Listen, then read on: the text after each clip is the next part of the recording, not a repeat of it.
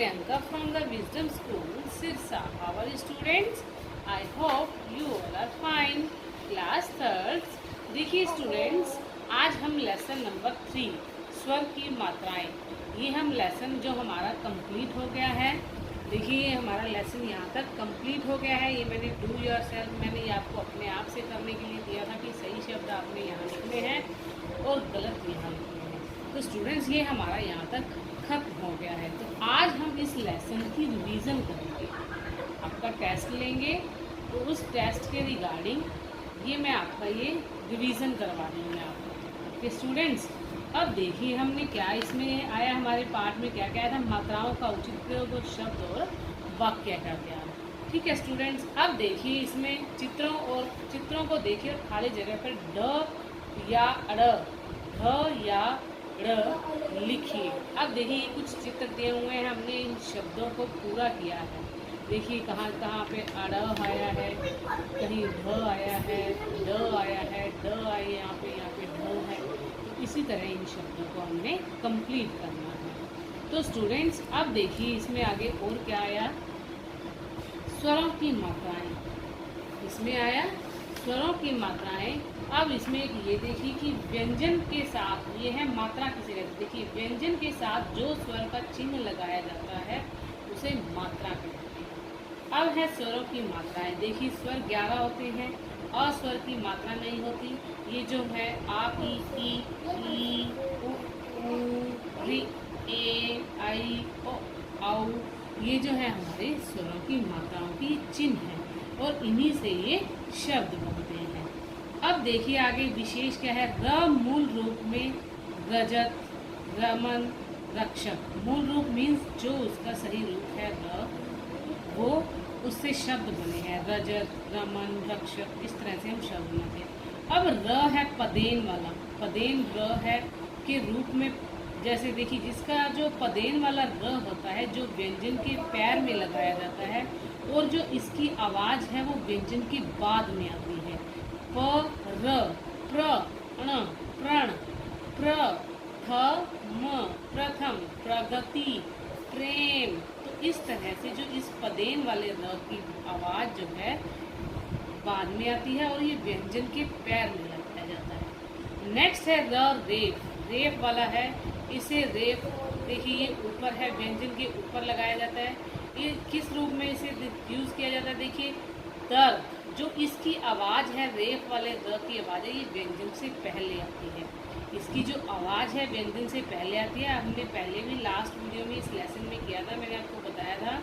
I hope कि आपको अच्छे से समझ आया होगा। नेक्स्ट फिर मैं आपको दोबारा से बता रही हूँ।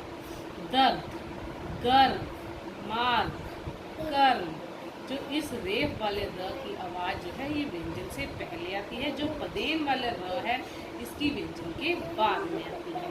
ओके स्टूडेंट्स, र में ऊ और ऊ की मात्रा नीचे न लगाकर साथ में लगाई जाती है। जैसे देखिए रु, रू, रुपया, रुई, रुकना, रुमाल, रू, रूठना। इसी तरह से हमने इसका यूज़ करना है। देखिए र, उ, रू, जैसे रुपया, रुई, र, ऊ, रू, रू, अमरूद। इस तरह से हमने इसका यूज़ करना है। री की मात्रा हमेशा व्यंजन के नीचे मीन्स पैर पर लगती है। जैसे री, व, री, री, वृक्ष, प, री, प्रि, पृथ्वी। ओके, अब देखिए अब आगे है शब्द।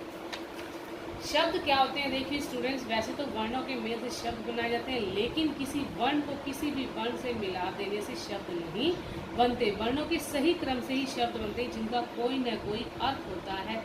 अब देखिए जैसे ये लिखा हुआ लागू, लागू का कोई अर्थ नहीं है क्योंकि ये जो शब्द है ये सही नहीं है। ये वर्णों को मतलब सही करके सही क्रम में नहीं लिखा हुआ।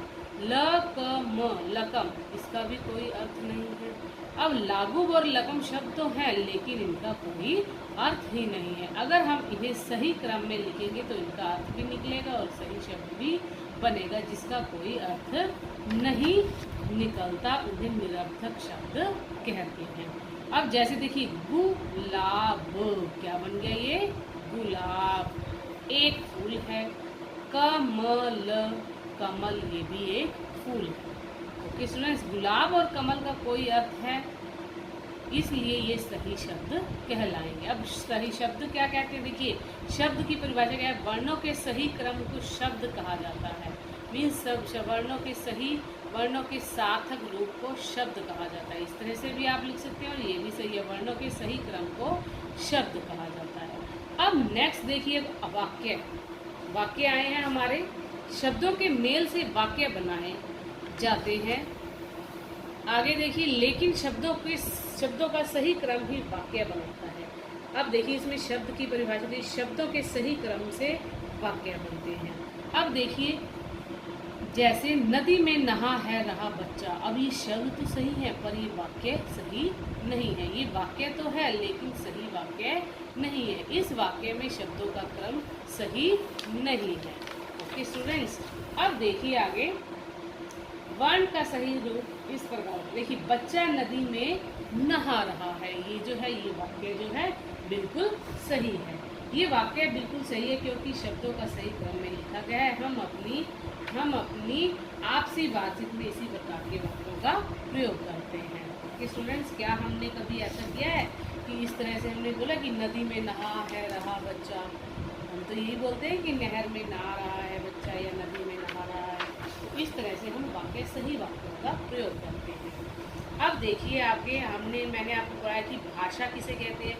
भाषा वह साधन है जिसके द्वारा हम अपने मन के विचारों को या भावों को बोलकर या लिखकर प्रकट करते हैं, उसे भाषा कहते हैं। शब्द किसे कहते हैं, वर्णों के सही क्रम को शब्द कहा जाता है। वाक्य किसे कहते हैं, शब्दों के सही क्रम को वाक्य कहा जाता है। निम्नलिखित प्रश्नों के उत्तर लिखिए। अब देखिए सभी स्वरों की मात्राएं लिखिए। आ, इ, उ, री, ए, आई, ओ, औ। ये जो है हमारी सभी स्वरों की मात्राएं लिखी हैं। लड़का मेरा है पर घर इसका, ये गलत वाक्य है। हमने इसको सही करके कैसे लिखा था, मेरा लड़का घर पर है। शुद्ध वाक्य हमने लिखा है।